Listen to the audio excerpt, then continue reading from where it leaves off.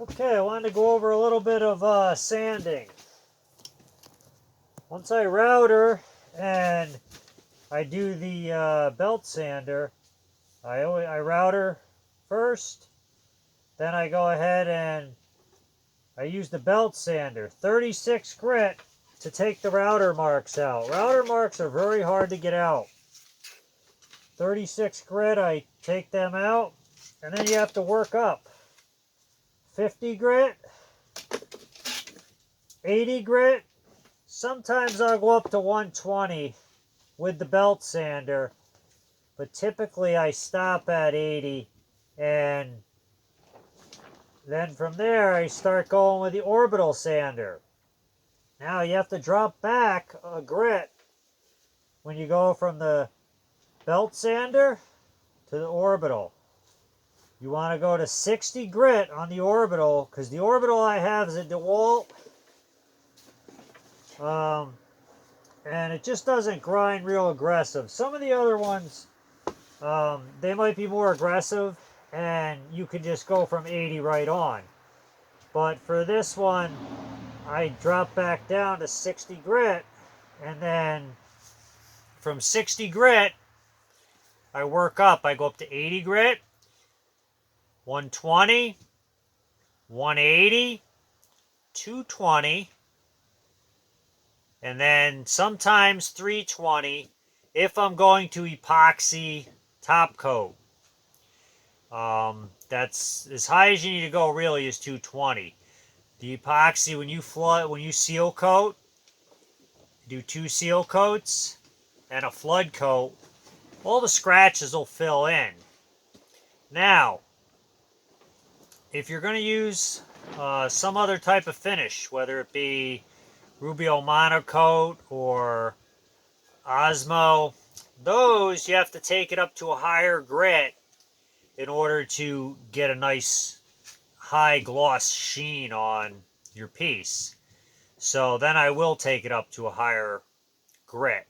But before we go into that, what I want to talk about is the sandpaper. The 80 grit.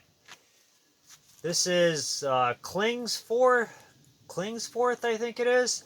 This seems to be the best 80 grit sandpaper. I seen a guy using it on YouTube, and it doesn't leave the squiggles that some of the other sandpapers leave. So this seems to work pretty good for the 80 grit. Once I get into 120, I use the mesh. Okay, I use the mesh sandpaper. Alright, the mesh seems to not leave those squigglies, and the dust does not collect underneath in between the grits of the sandpaper, which tends to really help a lot as far as scratches go. So I go up to 120 with the mesh. I go up to 180, same thing, mesh sanding paper. 220, same thing, mesh. And then if I'm going to do 320, I use the mesh, okay? So I like the mesh paper. It's really nice. It sands well, and like I said, it doesn't leave a lot of scratches. Now, if you're going to use Rubio monocoat, now you want to go up to higher grits. When you're sanding, you want to sand all your edges and sides. Every grit has to be sanded, edges and the face. The back, not necessarily, because usually you're not doing anything with the back. I mean, if you do coat the back, it doesn't have to be sanded up real high, because no one's going to look at the back unless it's a clear where you can see through the table. Then you want to make sure the back is nice and sanded. So going back to the Rubio monocoat, when you get up to 320, you want to continue going up to, I've heard different grits, and a lot of it's going to depend on what color you're using.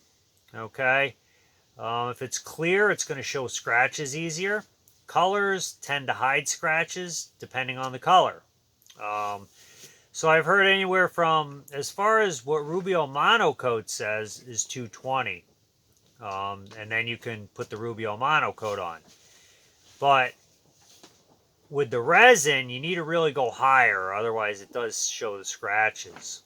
So I have heard 1,000 grit works well also. I usually go up to 2,000 grit, 2,500. I like a high gloss finish on my pieces. So depending on what you want, if you want more of a matte finish, keep your grit lower. Okay, the higher you go, the higher the sheen is. So that's a little bit about the sanding. And you just gotta take it slow. You can't skip steps. If you skip steps, and then later you find scratches, you're going to be going back to try to get them out, which costs you more time.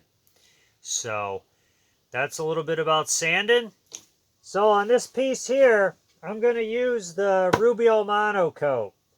So I am sanding it up higher. This is 1,500 grit. I'm going to just leave the video running. You can see me sanding. I'm not going to leave it running the whole time. I'm not going to bore you. I'll show you some. I do all the edges and everything with 1,500. Then I'll go to 2,000. And I think I have a 2,500. 2,500 or a 3,000, and that's where we'll stop. Once you get up in the higher grits, you don't need the grits are further apart. You don't need them so close because you're just bringing it up to a higher sheen, a higher, smoother finish. So here we go.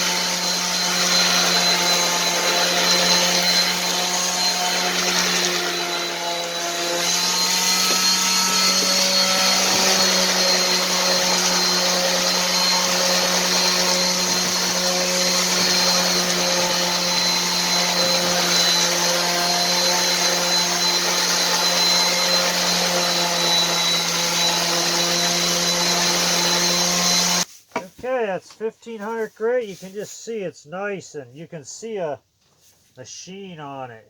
You can actually see it in the camera a little bit. Okay, so that's what you do if you're using a Rubio Monocoat or Osmo. Okay, any type of those type of finishes, you're going to sand it up to a higher grit.